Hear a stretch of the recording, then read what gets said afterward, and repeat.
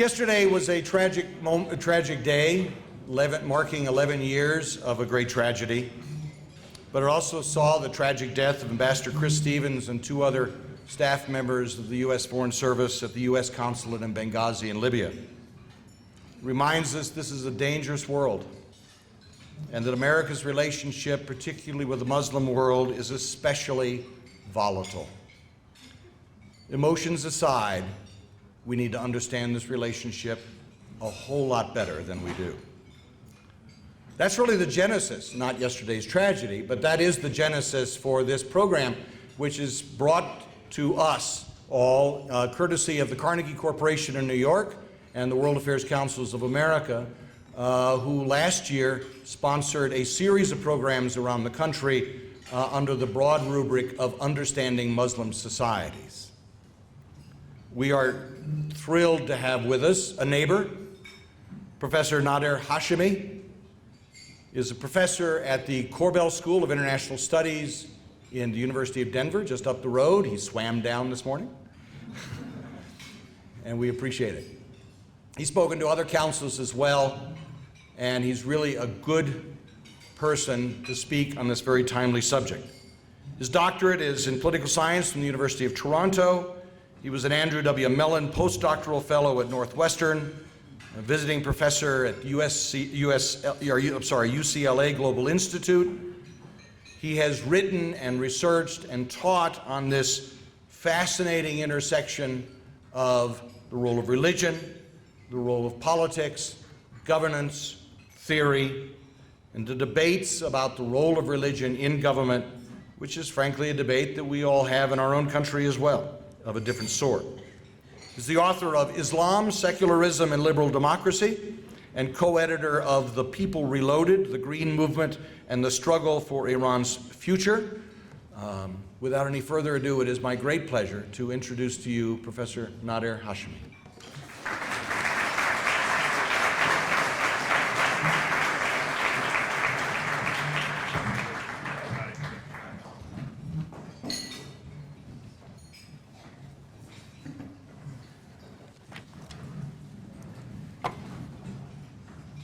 Okay, thank you very much for coming out today on a very rainy day. Swimming down the I-25 is actually correct. It was very tough going there, but I'm glad to be here and glad to speak to you about a very timely and relevant topic. My objective this afternoon is to discuss the crisis of religion and politics in the Middle East or the broader Islamic world, and to try to help you decipher it and to understand it better. It's very tempting to address recent events that were mentioned that happened yesterday in Libya and in Egypt, or to talk about, what's going on in terms of our relationship and the crisis with Iran or the Arab Spring. But I thought, you can read those analyses on the media or in the newspaper. What I want to do today is something different.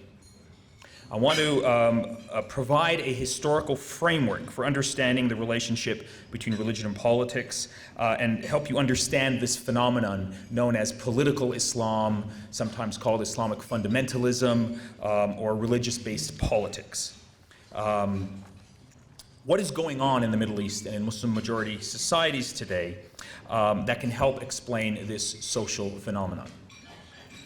Why is there a weakness or seeming absence of secular democratic opposition groups that support the separation of religion and state, that also embrace Enlightenment values, respect individual rights and freedoms as we do in the West? Why, when we look at the politics of the Islamic world, do we only see religious-based, sometimes militant political parties rooted in religion, very angry at the world in which they live in, and particularly angry at the United States of America? The critical question I think you have to ask in trying to explain any social phenomenon is, why now? Why is a particular event happening at this moment in time? Is there historical continuity here in the Muslim world that goes back thousands of years in terms of the prevalence and the predominance of these types of religious-based militant groups? Or are these events happening due to a particular convergence at a set of social conditions which are unique to a particular historical moment in time? that is transitioning, that is passing, and that when viewed from the long view of history, may seem like simply a transitionary moment. We have the Arab Spring.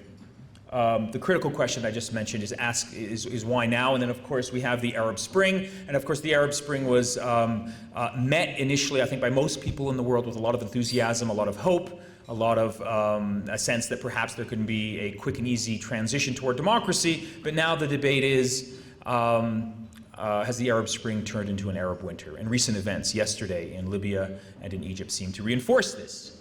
Rather than seeing the emergence of quick liberal democracies as exist in the West, we are seeing actually a lot of political turmoil and upheaval.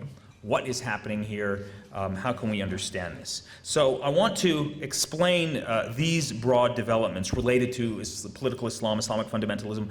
I want to explain them sociologically, historically, and comparatively. And I want to do it against the backdrop of particular lessons that can be learned from the European or Western historical experience with political change. And before beginning the bulk of my lecture, I want to also shamelessly plug my book, which has just come out in paperback, and which actually much of this lecture is taken from in the first chapter. And there's flyers outside on the table if you want to sort of read and follow this lecture in a written form. So let's begin with a story of an event that took place, a true story, that took place about 500 years ago. About 500 years ago, in the heart of Europe, in the German town of Munster.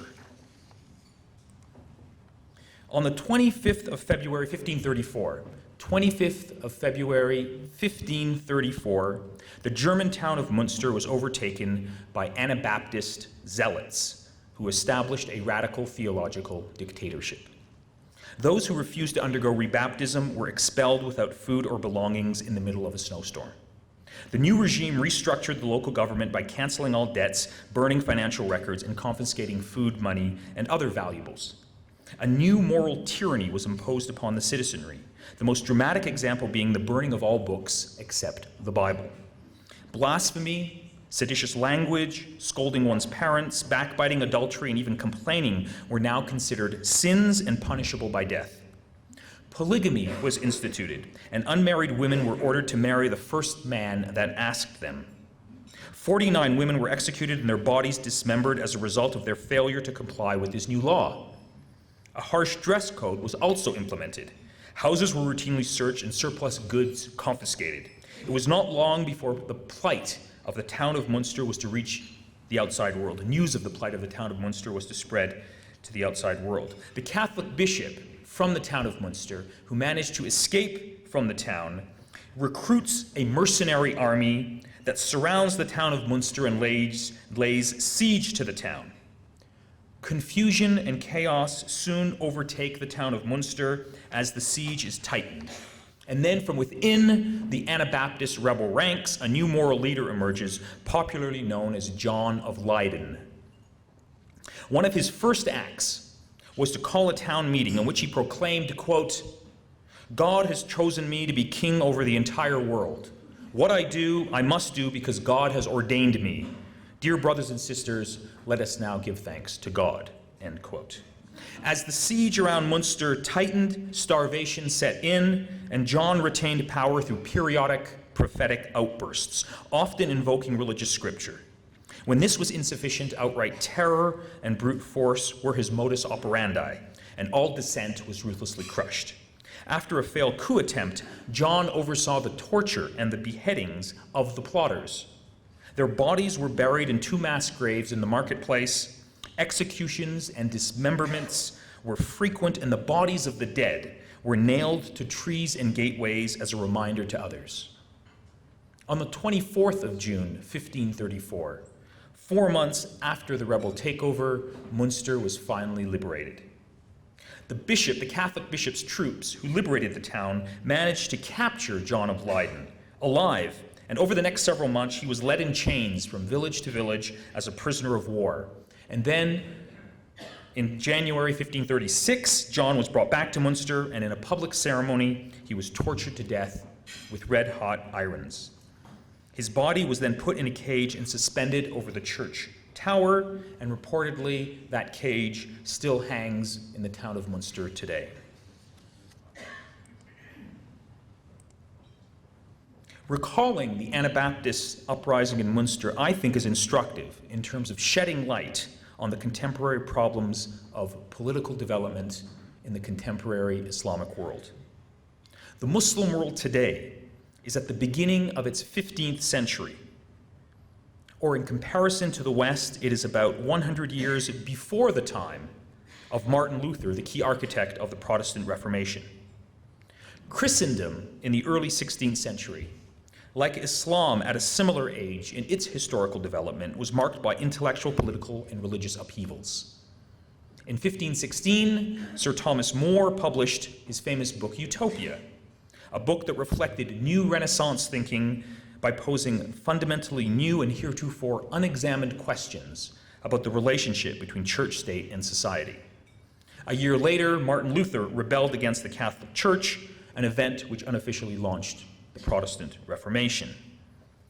Early 16th century Europe also witnessed the emergence of a wide range of scientific discoveries and overseas exploration as the era of modern capitalism and colonialism began in earnest.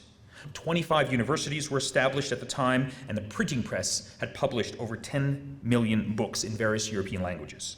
Soon the Reformation and the Counter-Reformation were to engulf Europe and divide the continent, both religiously and politically. Similarly, in the latter half of the 20th century, this time period has ushered in profound social and political changes within Muslim societies. The ending of the era of colonialism around 1945 saw the emergence of many nominally independent Muslim majority states that have been marked by an abundance of military coups d'etats, interstate wars, revolutions, an oil boom, foreign interventions, high rates of population and urbanization, and critically, growing socioeconomic inequality. The forces of economic and cultural globalization have significantly transformed the traditional way of life in Muslim societies. And coupled with a general absence of democracy, they have produced numerous social pathologies, the most significant one being the rise of Islamic fundamentalism. Now, historians who study the early modern period of Europe write that there was, quote, nothing very unusual about the rebellion that occurred in Munster, or that it took the form of a religious protest movement. Similar events were common in medieval Europe. In other words, these events, these religious protest movements in medieval Europe, were a sign of and a reaction to the changing times. They were a sign of and a reaction to the changing times. Similarly, the emergence of radical protest movements in the Islamic world at the end of the 20th century can also be understood in the same social and historical context. The parallels between the two time periods are worth noting and worth emphasizing as a counterpoint to the generally accepted view here in the West that often interprets political Islam as a uniquely peculiar ideology rooted in the unchanging cultural essence of Muslim societies. In reading about the religious zealotry of John of Leyden in Munster, one is reminded of Salafist movements in Egypt today, or other Islamic movements in the contemporary Arab and Islamic world. The parallels are striking, and in significant ways, the similarities between both groups, 16th century Europe, late 20th century, early 21st century Islamic world, the similarity between both groups outweighs their differences, both in terms of their political motivations, the social origin of the key actors of these movements, the idiom of expression, and the religious and political and historic context in which both groups lived. And that's a photo that I think has a lot of parallel that captures what I just said. When comparing religiously inspired protest movements in Europe in the 16th century with those in the Middle East in the late 20th, early 21st century, two critical observations are worth noting. Number one, democracy and human rights in the West did not emerge from documents, but rather from human struggle. Europe has indeed traveled a very long way in terms of its own political development. Just considered where Europe was 500 years ago and where it is today. Any objective attempt to explore the problems of democracy and political development in non-Western societies, Muslim societies in particular, requires a rethinking of the long development of democracy in the West. Point number two, be wary of the tendency to read history backwards instead of forwards. There is an implicit assumption in much of the political commentary about the Muslim world today and its political problems, its violence, its turmoil, that in comparison, we in the West have always been liberal, we've always been democratic, we've always been tolerant, and that one can draw a straight line from ancient Athens, where democracy first emerged, to 21st century Europe or North America. But as the historian Mark Mazur has noted in his important book, Dark Continent, Europe's 20th Century, it is wrong to see Europe as the natural home of freedom and democracy. Rather, the last 100 years in Europe was frequently a nightmarish laboratory for social and political engineering, inventing and reinventing itself through war, revolution, and ideological competition. Fascism and communism, Professor Mazur argues, should be regarded not as exceptions to the general rule of democracy, but as alternative forms of government that attracted millions of Europeans by offering different solutions to the challenges of the modern world. By 1940, the prospects for democratic government looked very bleak, and Europe's future seemed to lie in Hitler's hands. These, I think, are sobering reminders for an American audience studying global politics today, particularly in relationship to the problems of political development in non-Western societies. Allow me now quickly to turn to the question of modernization and the phenomenon popularly known as Islamic fundamentalism. The rise of Islamic fundamentalism at the end of the 20th century was a baffling development for many observers of the Middle East. This seemed to confirm the worst prejudices and stereotypes about Islam and Muslims. After all, how could large numbers of people in the age of secular reason at the end of the 20th century identify in such a profound way with an ultra-conservative or socially conservative, sometimes militant version of religion as a primary source for their identity? This not only challenged the received wisdom of the European Enlightenment and much of social science theory, but it gave credence to an essentialist and reductive and simplistic interpretation of Muslim politics. The Princeton historian, well, that's just another slide that sort of summarizes this worldview. The Princeton historian Bernard Lewis and his student Martin Kramer are two social scientists that have promoted this type of simplistic Orientalist interpretations of Muslim societies.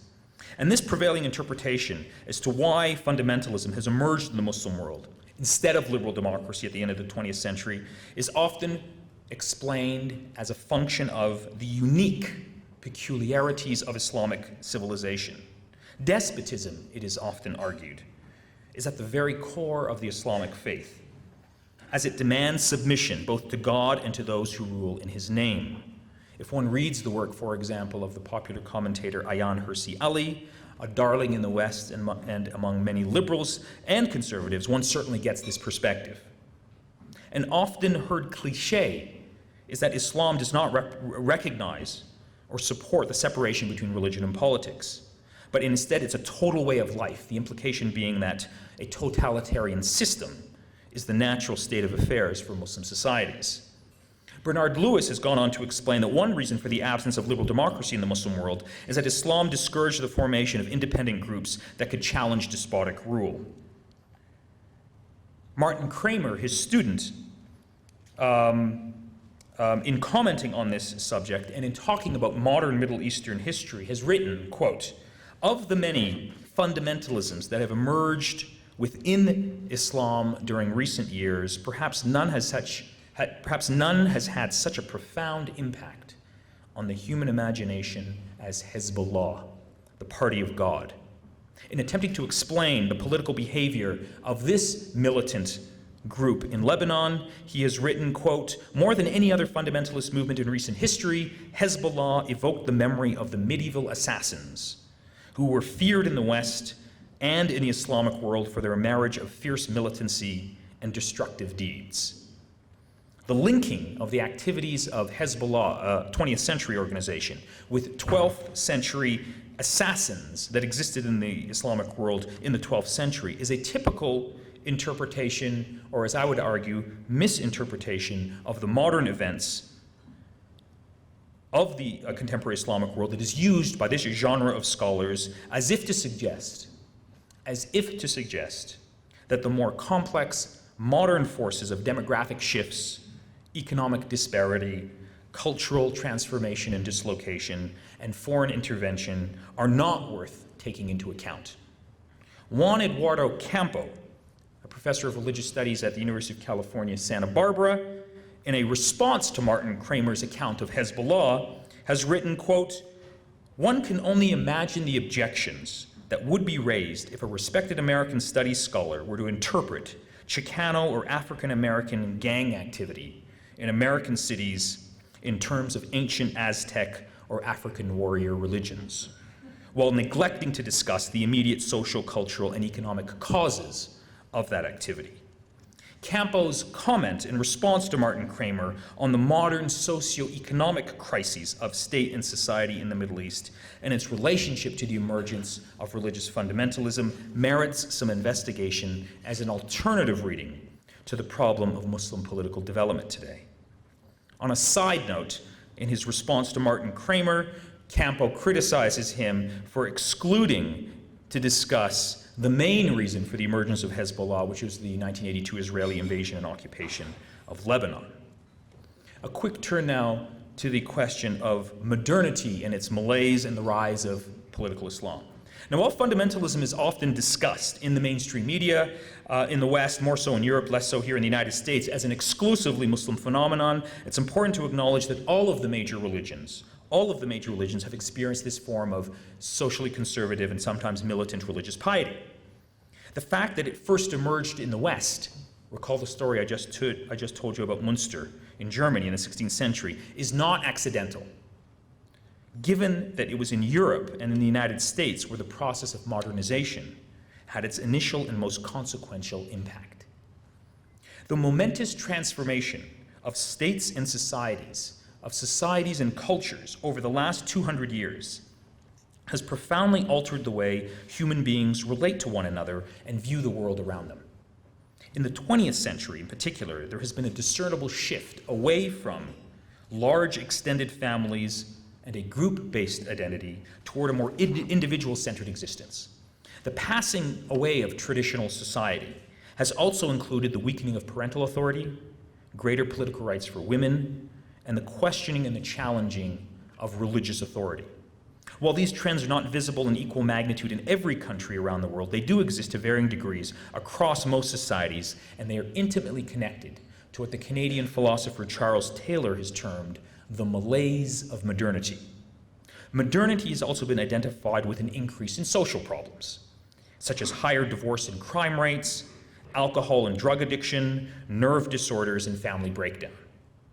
This social miasma has given rise in troubled times to basic questions of identity that can help navigate an individual and his or her community through the troubled waters of the modern age. It's an observable fact that throughout human history, during great times of social transformation and political turmoil, a natural side effect is the revival of religion. During the Mongol invasion and occupation of Russia in the 13th and 14th century, for example, the Orthodox Church experienced one of its greatest periods of growth. A similar phenomenon occurred in the United States in the mid-19th century with the onset of the Industrial Revolution and the dislocations that it produced. Stated simply, social upheaval engenders a reaction where one seeks stability and security by a return to the basic and the familiar. Muslim societies are no different in this regard. Writing specifically about the Muslim reaction to modernity, Political scientist James Piscatori has perceptibly observed, quote, Muslim societies are in a sense looking for what Daniel Bell has called new rights of incorporation, which link today's deracinated individual to a community and to a history. And yet, in another sense, they are looking for rather old rights of incorporation that appear to be new even as they are familiar. Religion, precisely because in the past it answered questions about life and death and provided its followers with moral links to each other, becomes the means by which individuals hope to answer the new question of what it is to be modern, and in doing so to perhaps gain a reassuring common worldview. In this respect, born-again Christians and veiled-again Muslims are responding to the same broad phenomenon. A common target for all fundamentalist groups in all religious traditions is the theme of secularism, in particular the consumer-oriented culture and the materialism that goes with the secular culture in which we live in. And these movements, these religious-based fundamentalist movements, tend to generally be very literalist when it comes to interpreting sacred scripture, and critical readings of religious texts are generally viewed as heretical. To quote from a popular saying among Islamic fundamentalist groups, "Kullu bida'atin dhalala." Translation, all innovation is forbidden. What fundamentalist groups seek to do is to drag God from the sidelines and to place religion at the center of social and political debate. Every fundamentalist movement that I've studied, notes the famous author and public intellectual Karen Armstrong, in Judaism, Christianity, and Islam, is rooted in a profound fear of annihilation, a conviction that the liberal secular establishment wants to wipe out religion. This is true of the militant Christian groups in the United States, just as it is true of Muslim extremists in Egypt and in Iran.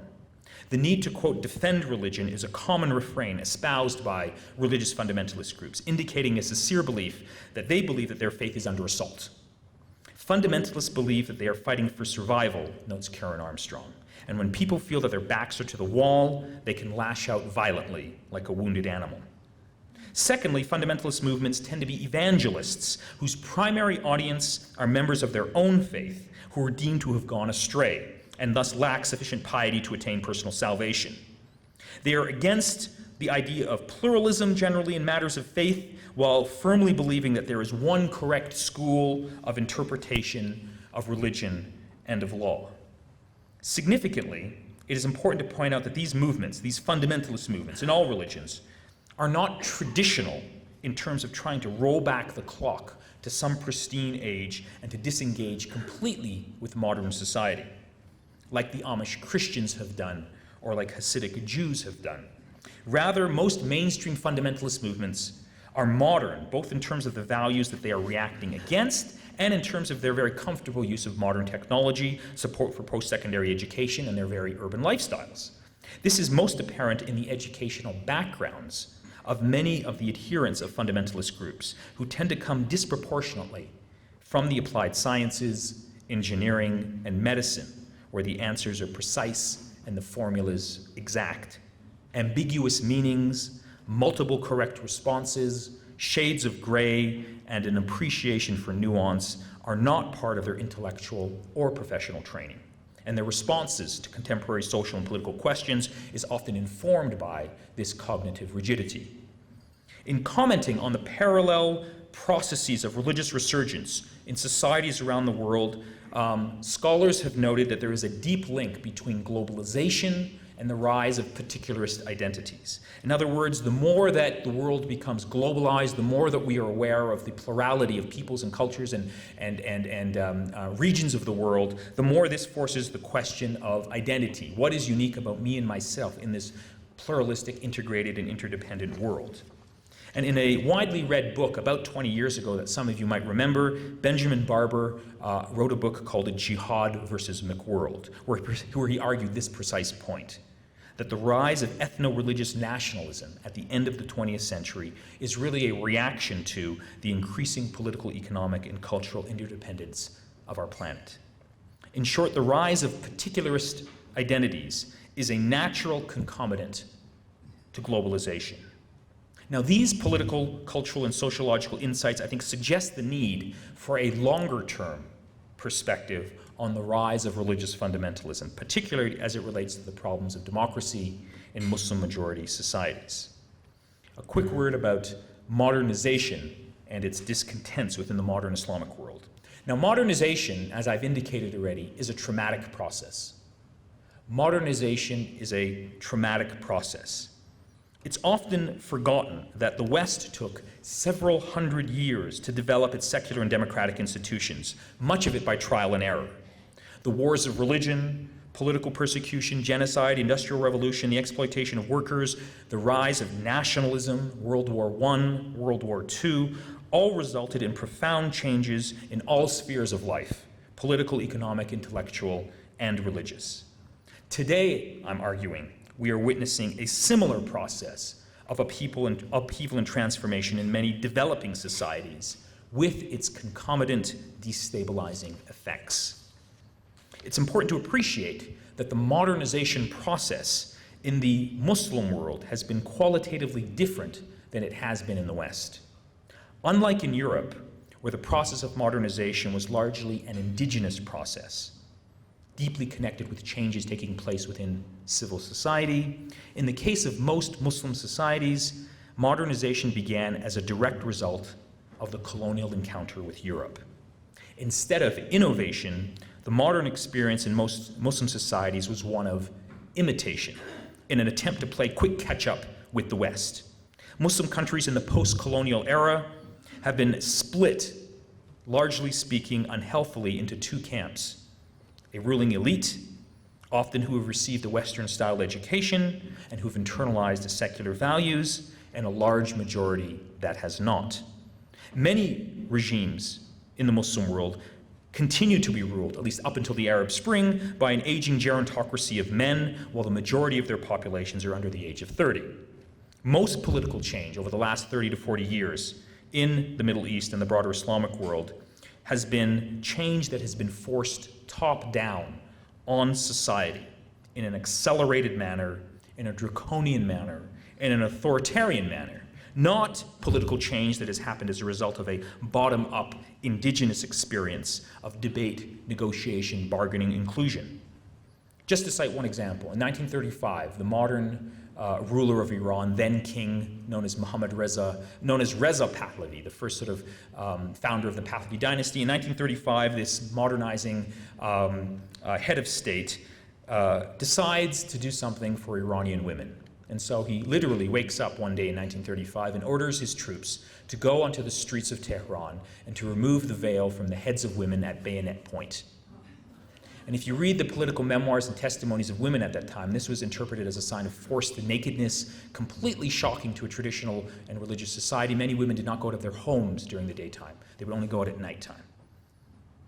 Now, these policies of forced draconian shock modernization were really manifested, I think, most importantly and dramatically and arguably successfully in neighboring Turkey, but they did produce a reaction.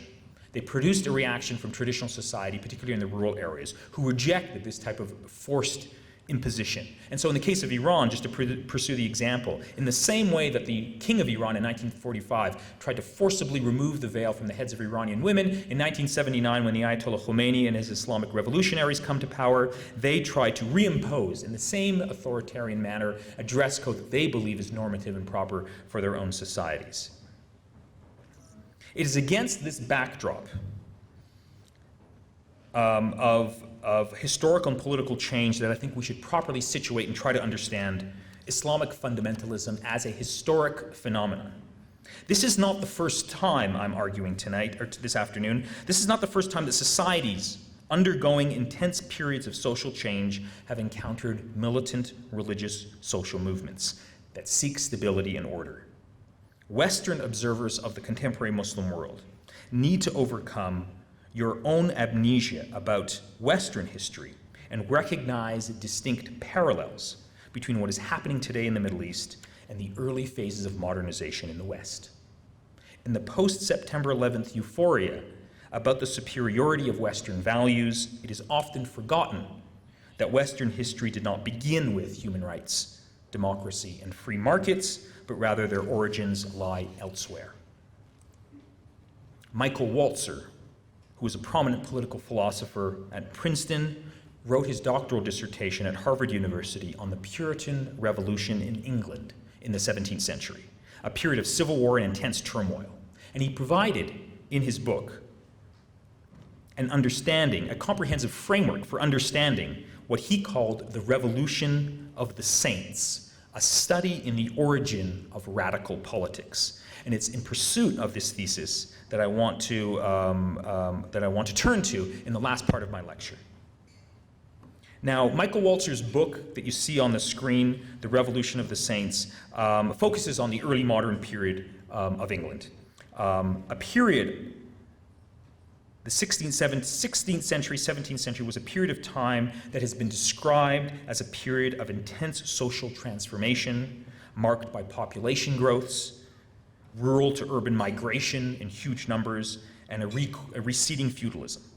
In covering this period, Michael Walzer describes the following social problems that provided a fertile soil for the emergence of Puritanism in England in the 16th and 17th century. The problem of rural depopulation. The problem of rural depopulation, vagabondage, and extensive poverty due to rapid population growth, and it led to the dislocation of men from the old rural society, and it sent thousands of beggars wandering the roads of England. For over a century, these beggars, Michael Walzer notes, quite literally formed a distinct social group, completely alienated from the world on whose fringes they dwelt. Other men, driven from the land, poured into the cities where they were newly subjected to the calamities of depression and urban unemployment. Secondly, the problem of urbanization and its intensification led to the intensification of a lot of social problems. It led to the rise of a plague, to fires. It brought new men into England who could not be absorbed into the existing civic institutions. And in the midst of this turmoil, in the midst of this chaos, Michael Walzer writes that Puritanism, which, if you're not familiar with the term, is a form of militant religious Christian fundamentalism that we would call it today. Michael Walzer writes that in the middle of this turmoil, Puritanism flourished in the cities and especially in the suburbs. In the records of local churches, recent immigrants often turn up as members of sectarian religious groups. Deprived of village solidarity, disoriented in the great crowds of London, many men must have found solace in Puritan faith and even in Puritan discipline. I'm quoting Michael Walzer. On a related note, Walzer discusses the problem of the religious vacuum left by the slow decay and the abrupt collapse of the old church. At a fairly early point, both in London and in the countryside, this vacuum began to be filled by Puritanism, as once again for many men, Puritanism provided an alternative set of social and spiritual activities. The political order at the time was ripe with corruption, nepotism, and anarchy. Driven by a militant religious fervor, the Puritans and their Calvinist ideology sought to bring order and stability to their society by overthrowing the corrupt establishment and beheading the king. The reference here, of course, is to Charles I in 1649. These saints, these religious saints, as Michael Walzer calls them, were motivated by two things: a fierce antagonism to the traditional world and the prevailing pattern of human relationships, and a keen and perhaps not unrealistic anxiety about human wickedness and the dangers of social disorder. These religious saints attempted to fasten upon the necks of mankind the yoke of a new political discipline. In assessing their behavior in the context of a changing Europe, Michael Walzer describes Puritanism as, quote, an agent of modernization, an ideology of the transition period. Michael Walzer describes the Puritans as an agent of modernization, an ideology of the transition period. Near the end of his book, Walzer attempts to link his case study of English Puritanism with other cultural and political contexts and link it to other societies that are undergoing rapid social political change. And he writes that the Puritan concern with discipline and order is not unique in history. Over and over and over again, since the days of the religious saints, bands of political radicals have sought anxiously and energetically and systematically to transform themselves and their world. The key development that gives rise to militant religious piety is the breakdown of the old social and political order. The choice of religious sainthood is often, in such circumstances, writes Michael Walzer, the choice of religious sainthood in such circumstances seems reasonable and appropriate, and in light of the above discussion, given similar historical circumstances, Frenchmen and Russians would predictably make similar choices. Englishmen became Puritans, and then godly magistrates, elders and fathers, in much the same way and for many of the same reasons as 18th century Frenchmen became Jacobins and active citizens, and 20th century Russians became Bolsheviks. Echoing a sentiment discussed above by Michael Walzer with respect to the rise of Islamic fundamentalism, Michael Walzer has written, quote, "In different cultural contexts and in different moments in time, religious sainthood will take on different forms, and the saints will act out different revolutions. But the radical religious saint's way of seeing and responding to the world will almost certainly be widely shared whenever groups of men are suddenly set loose from old certainties." Puritanism, therefore, provided what may be called as an ideology of transition. It was central to the process of modernization in the West, not because it served the purpose of some universal progress, but because it met the human needs of a group of people during a particular time of social and political upheaval. During more tranquil times, during more peaceful times, when a semblance of peace was restored to the land, the radical ideology of the religious saints no longer had a popular appeal, and they gradually disappear from society, or they get pushed to the margins. In the context of 17th century England, Walzer writes that after the restoration of the British monarchy, the energy of the religious saints was drawn inward. Its political aspirations forgotten, the radical religious saint gave way to the nonconformist, or Lockean liberalism provided an alternative political outlook. This suggests that these problems of religious protest movements were limited in time to the period of social and political breakdown and psychic and political reconstruction. When men stopped being afraid, then Puritanism suddenly became irrelevant. It is a main argument of my presentation this afternoon that the political modernization of Muslim societies has produced similar forms of radical politics akin to English Puritanism, French Jacobism, and Russian Bolshevism. Just to cite one example, the case of the Islamic Republic of Iran, where currently there is an intense internal political struggle and debate taking place between former revolutionary radicals and militant clerics and reformists, people who previously were religious, previously were fundamentalists, but who are now championing and promoting pluralism, toleration, democracy, and human rights. And they are engaged in an intense political and social struggle within and for the future of the Islamic Republic. To the extent that Michael Walzer's model is valid for understanding the process of modernization and its discontents in the contemporary Middle East, this would suggest that the actual content of the ideology of these militant groups is less important than the enveloping socio-economic context that often demands some form of transitional force of religious saints during a period of political turmoil and disorder. I think one of the benefits of recalling Michael Walzer's thesis is that it provides an alternative reading to the problem of, it provides an alternative reading and an alternative framework to the popular thesis, often heard in the West, that focuses on the alleged sacred rage of Islam and the alleged inherent clash of civilizations due to some Islamic hatred for the West. I think this paradigm, the Michael Walzer historical socio-cultural paradigm that I've just presented to you, forces Western observers, forces American observers of the Muslim world to recall your own history of political development. where violent periods marked the transition from tradition to modernity. A brief conclusion. Let me just highlight the following points that I'd like to share with you as you leave this afternoon, and that I think is relevant in terms of understanding this topic, understanding Muslim societies, their problems, and their struggles.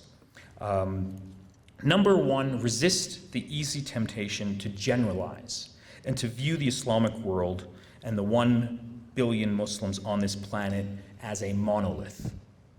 This tendency to look for the roots of political turmoil in the Muslim world, in some medieval Muslim historical experience, due to some alleged cultural essence, is as problematic and as misguided as trying to seek out the roots of Latino and African American gang activity in American cities today by going back to ancient Aztec and African warrior religions, just to paraphrase what Juan Campo has said. In other words, while history does affect the way people act in the present, history does not absolutely or unequivocally determine what will happen in the future. Secondly, the development of democracy and human rights, it's important to appreciate and important to remind this audience, the development of democracy and human rights is a historical process that is evolutionary and gradual. Democracy, in other words, requires patience. Let us not forget that here in the United States, one of the oldest democracies in the world, that in this country, the legal institution of slavery was maintained for the first 90 years of the American Republic, while at the same time this country laid claim to being a democracy, and that it took another 100 years before African Americans could achieve meaningful levels of civil rights protection. And in the same vein, let us not forget that for the first approximate 150 years of American democracy, women did not have the right to vote, which raises questions as to whether the United States or Canada or any country in the West can even be called democratic prior to the year 1940, which is the approximate date for female enfranchisement. Just to move ahead, let me just end now with a quotation from one of my favorite historians. I strongly encourage you to read his work. He has thought about these questions of understanding Muslim societies for much longer than I have, and he's written much more extensively than I have. Professor Richard Bullitt at Columbia University, in thinking about this topic of history and political change and the turmoil in the Muslim world, has made the following perceptive observation that I'd like to share with you as a final comment. Quote, "Notions like human rights, equality, and civil liberties did not come from documents. They came from struggles. Anyone who is aware of the feminist movement in this country can see such a struggle taking place, a struggle that is yet to succeed, but that probably will in time. Struggles cannot be fought from the outside. They must occur internally. What struggles will take place within the community of Muslims, I would not hazard to say. Nor will I venture an opinion as to whether the Muslims of the 21st century will follow the direction of the West in their controversies over political and social norms, or whether they will find unique solutions to unavoidable contradictions. Either way, conflict, diversity, and evolutionary change seem inevitable, despite the powerful appeal of a traditional core of norms and values." Thanks for your attention.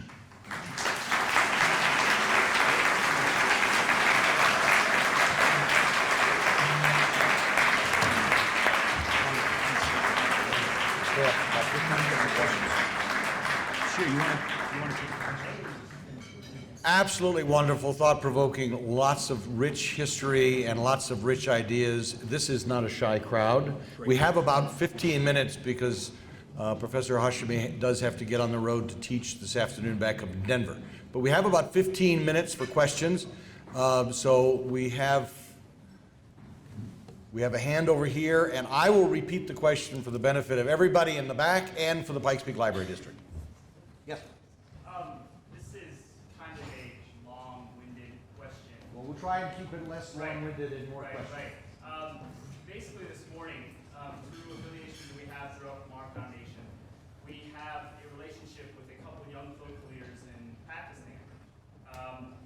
This morning, one of the Pakistani delegates that we befriended over time posted a photo of the unfortunately deceased ambassador leader, and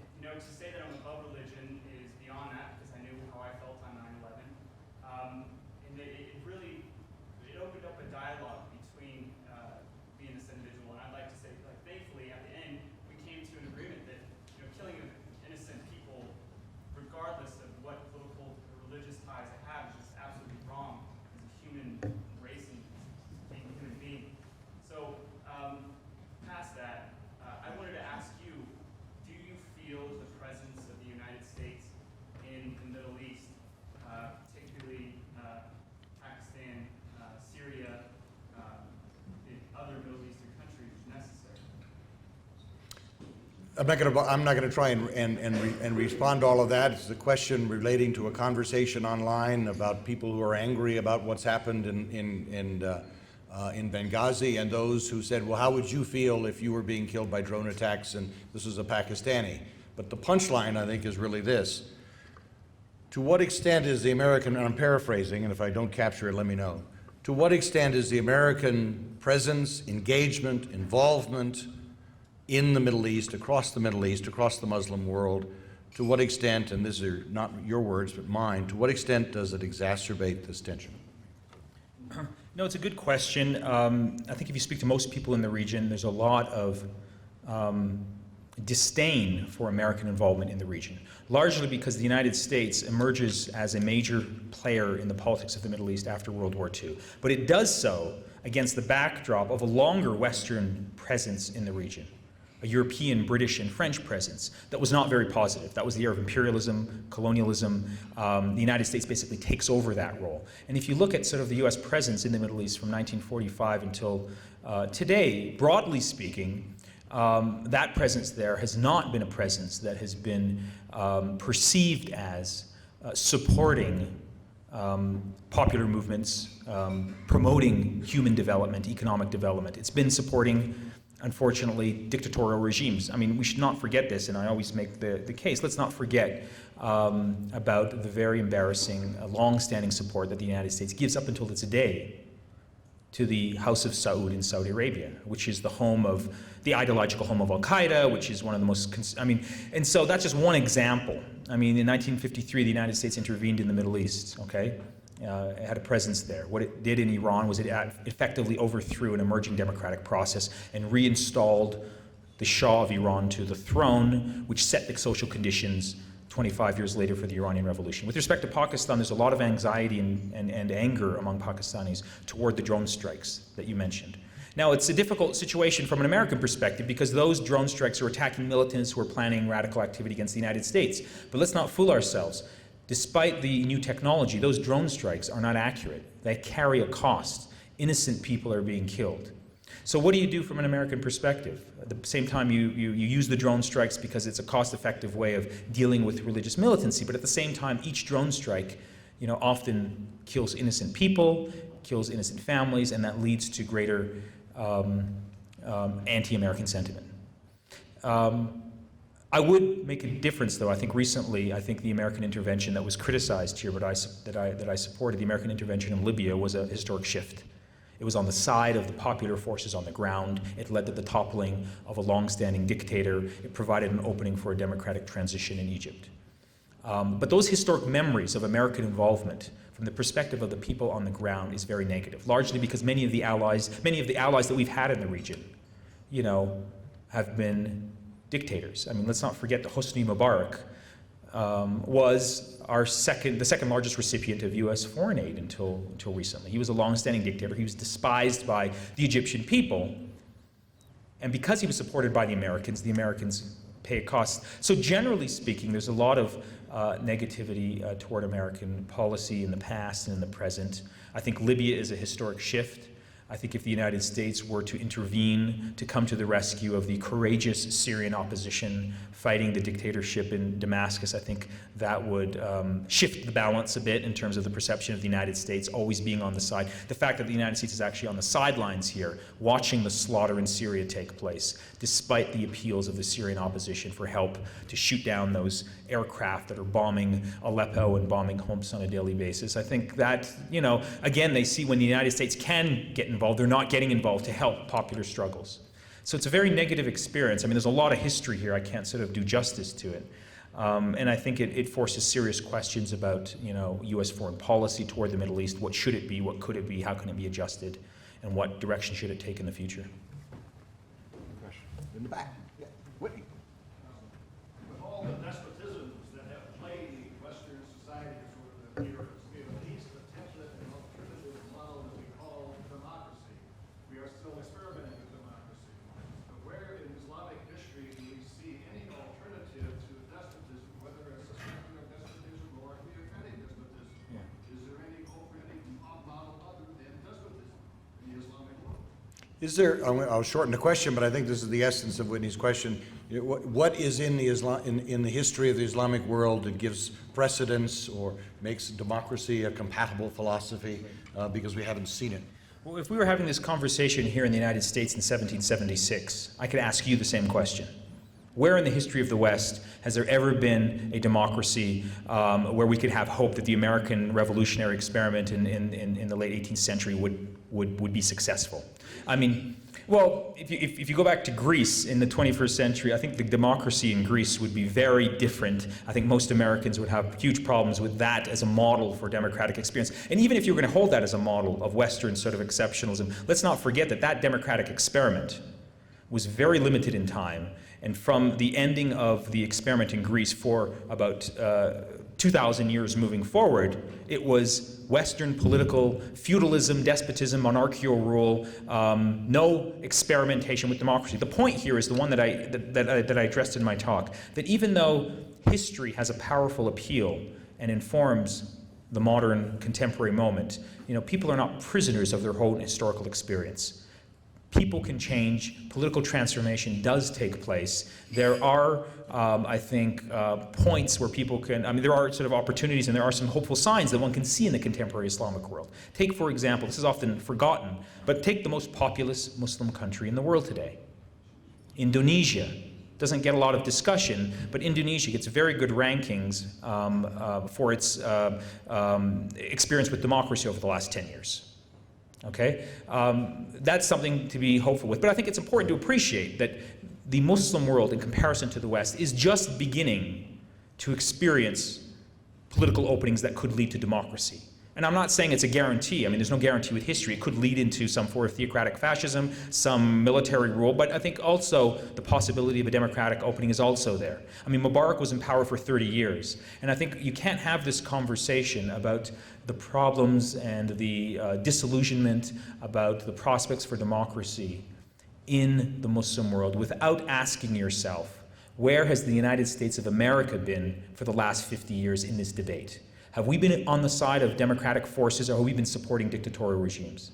Just think about Iran today. I cite the example. Look at the problems we have with Iran today. Ask yourself, where might Iran be today as a country, as a regional player, had the coup d'etat that overthrew Mohammad Mossadegh in 1953 not taken place? How different might Iran be today? How different might the Middle East be today if that intervention by the United States did not take place? So there is a part of the story here, I'm not saying all of it, part of the story here has been the role of great powers, including the United States, that if you want to be objective, over the last 50 to 60 years, they have not been on the side of democratic movements and democratic change. They've actually been on the side of dictatorial regimes, and that's complicated the struggle for democracy in the region. Thanks very much for providing for me just an incredible, insightful context for world history. And on that level, where do you see the eventual movement of mankind in world history as far as moving past dealing with the saints that you talked about? Are we on a destiny of moving forward, or are we destined to continue to have these kinds of backward and forward movements where we, feel the need to want to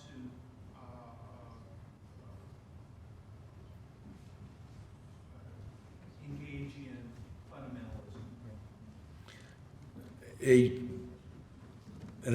question to prognosticate the future of humanity. Yeah. And you have 3 minutes. 3 minutes. Well, that's so we can get another question in. Sure. But the question is this going to continue to be a backwards and forwards thing, or is there some kind of, Right. to quote Francis Fukuyama, is there an end of history here?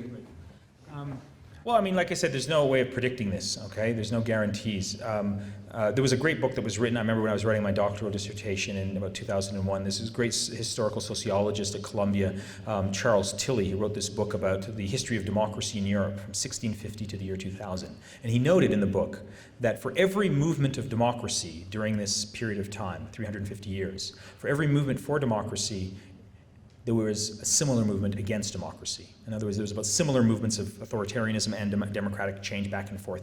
I think that's really the historical sort of norm. Sometimes democracy entrenches itself and it stays, but there's no guarantee that it will stand the test of time.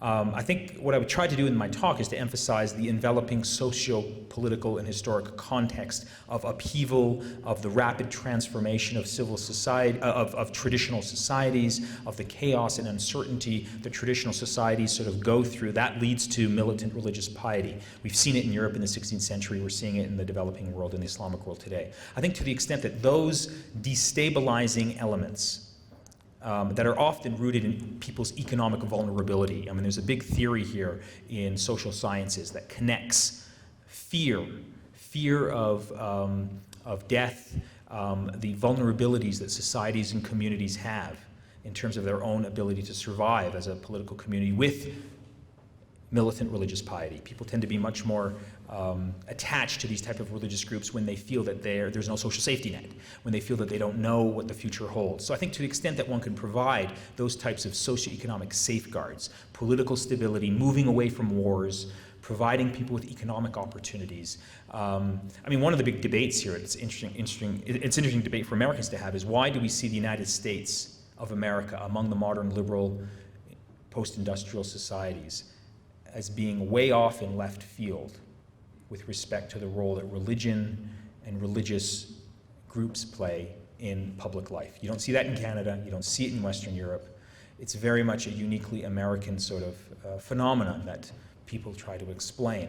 And one explanation has to do with the growing income inequality, the growing vulnerability that a lot of social groups and societies feel, and that is arguably one explanation. So I think that's how I would answer your question. It really has to do with to what extent are societies stable? Is there political stability? Is there sort of a sense of a political process where people can feel included in? And to the extent that that exists, I think there's a hope that these types of fundamentalist movements will wither away and that we become marginalized. When the reverse social conditions exist, that's when you see an upsurge in people moving towards those types of groups.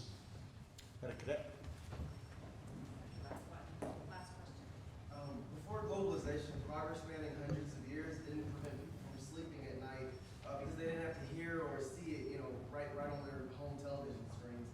Today, however, Syrian suffering and the lack of civil liberties is brought right into Western living rooms. How does your desire for us to find parallels between Western development and the Muslim development answer this difference of globalization being present in one but not the other? And also, do you think that the Israeli model of religion and state relations might help curb the appetite of the West to see this rapid change to our form of government, but maybe something along the lines of what we see in the Israeli world, maybe being a little bit more realistic? Two questions here, which I think are probably going to end up being the last questions. Two questions. One is, and tell me if I don't capture it correctly, but essentially the process of globalization, particularly of the information age, we're all witness to all of this, so what impact does that have? And secondly, the Israeli model of the relationship between the synagogue and government, of course that itself is debated within Israel, does that have any relevance for the rest of the Middle East? Good questions. As I indicated in my talk, globalization produces and has negative consequences in terms of producing these types of social, militant, conservative movements. So the fact that we are living in a very globalized age where people instantaneously find out about what's happening around the world.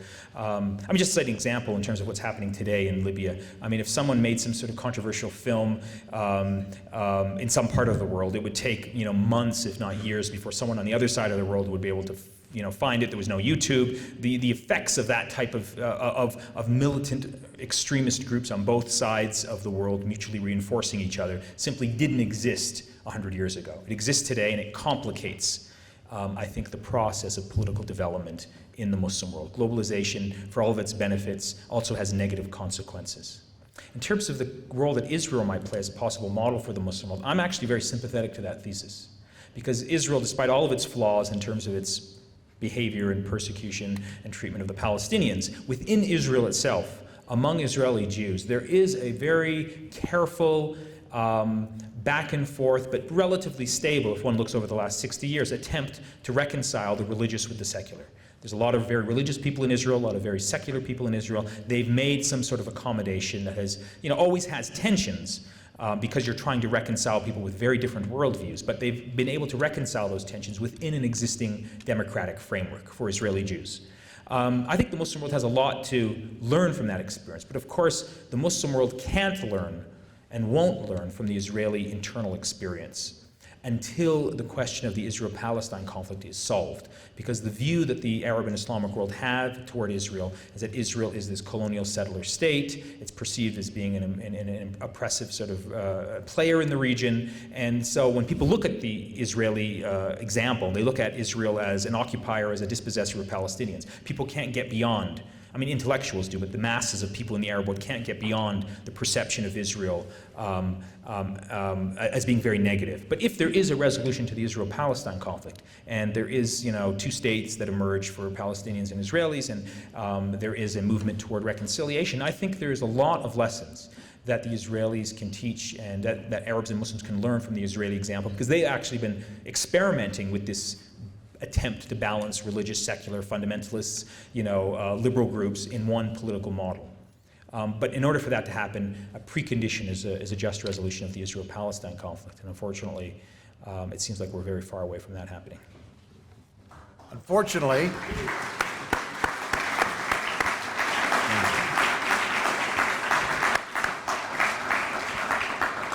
my apologies to the rest of you who had hands up, but we have to let Professor Hashemi get to teach his students at Denver. But I think there are 2 points here that are they're really important for us as a council. And one is, and I'm looking at Dr. Adis Vila, who's the Chief Diversity Officer at the Air Force Academy. We live in a globalized world in which we are confronted, engaged with cultures from all over the world, which makes it, in my mind, all the more important that we understand not only our own history, but everybody else's. Before we go off and do things around the world, which is what we do. And we do a lot of things around the world. We have a lot of responsibilities, and we have to do it smartly. So we appreciate, sir, your insights and coming to here, and also appreciate the Carnegie Corporation of New York for making this all possible. So please join me again in thanking Professor Hashemi.